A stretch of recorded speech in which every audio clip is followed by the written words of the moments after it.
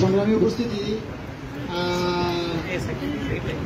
স্বাধীন বাংলাদেশে আমিনুল আমাদের সামনে দাঁড়াতে পেরে আমি নিজেকে খুবই গর্বিত, আনন্দিত ফিল করতেছি। আসলে আমাদেরকে বিভিন্ন জায়গা থেকে এর আগে অনেক দাওয়াত দিয়েছে, আমাদেরকে আসার জন্য আহ্বান জানিয়েছে।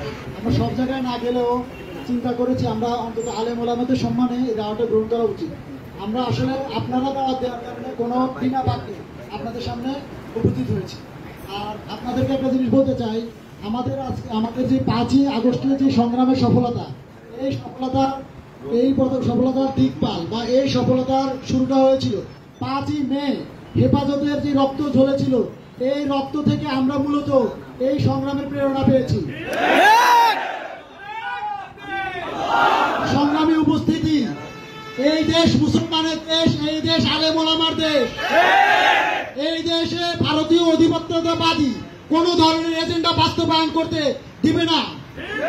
আলেম ওলামা, ছাত্র সমাজ বাংলাদেশের বিরুদ্ধে আগামী দিনে যে কোনো ধরনের চক্রান্ত আসবে, একসাথে আমরা রুখে দেব ইনশাআল্লাহ।